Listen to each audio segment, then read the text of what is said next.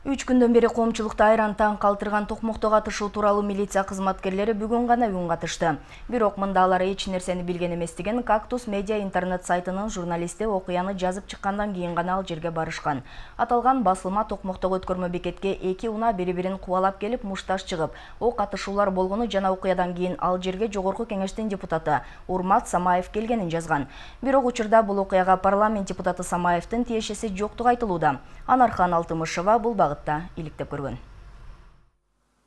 25 январда Токмок автожол өткөрмө бекетинде ок атышуу орун алган. Укук коргоо органдарынын берген маалыматына ылайык, жаңжал чек арадан мыйзамсыз жүк ташыгандардын ортосунда келип чыккан. Азырынча андан жаракат алган Аскат аттуу жаранга издөө жарыяланып, ок атышуу фактысы боюнча иликтөө иштери башталганы маалымдалды.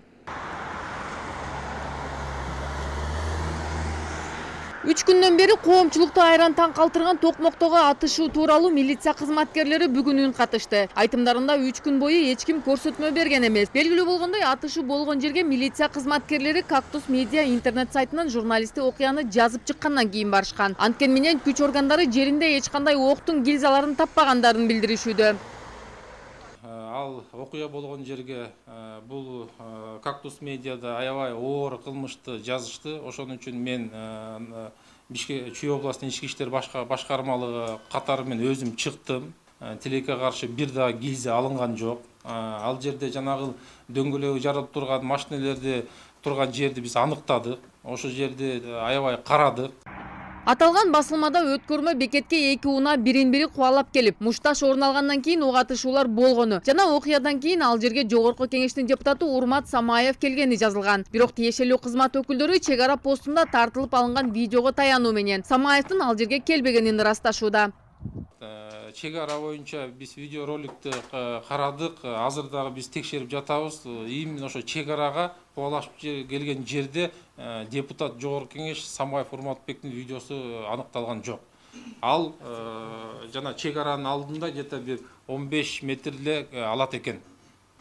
Атышуудан жаракат алган Аскат аттуу жаранга Жогорку Кеңештеги Кыргызстан фракциясынын депутаты Урмат Самаевдин жакын тууганы Дастан деген адам ок чыгарганы маалымдалган. Ошону менен катар депутат буга чейин Кыргызстан-Казакстан чек арасы аркылуу мыйзамсыз күйүүчү май ташуу менен алектенип келгени. Ал эми Жогорку Кеңешке депутат болуп шайлангандан кийин бул бизнестин аты аталган Дастан аттуу жакын адамы улантып жүргөнү айтылат. Урматтуу президент Сооронбай Жээнбеков, мен кайрылган себеби ушу Токмокто, границада, Дунваровда иштеп жатсак, бизге иттей кылып, итке окшоп атып кетишти. Же больницага жата албайсың, же мындай милицияга кайрыла албайсың. Анткени бүт барын, үстүнүн бүт барын караган депутат Жогорку Кеңештики Урмат Самаев кайрылган күндө эле эртеси кайра жабылып калды. Канча делону көрдүңөр, уже канча дело жабылды. Мындан кийин Урматбек Самаев Токмок шаардык ички иштер бөлүмүнө чакырылып сурак берген. Самаев деген депутаттын балдары жана өзү келди деп. Ошон үчүн биз аны чакырып сурадык суббота күнү. Сиз келдиңиз беле? Сиздин балдарбы? Сиздин тиешеңиз барбы? Ушул мыйзамсыз өткөн товарлар боюнча деп биз суроолорду бердик. Ал айтты, мен эч кандай тиешем жок, мен келген жокмун деди. Ушул окуяны чагылдырган журналист Марат Оралиевке кечээ Токмок шаардык ички иштер бөлүмүнө чакыруу келген. Бирок иш күндөн аяктап калганына байланыштуу журналист бүгүн барып дээрлик 40 мүнөткө чукул сурак берип чыкты. Марат Оралиевдин негизи дагы кандай маалыматтар бар жана кимдир бирөө кандай маалыматтарды берип атат, ушу КППде болгон перестрелка боюнча дагы кандай маалыматтар бар экени жөнүндө сураган. Бирок тилекке каршы Марат Оралиев айтты, ушу публикация кылгандан кийин башка эч кандай маалыматым жок деп.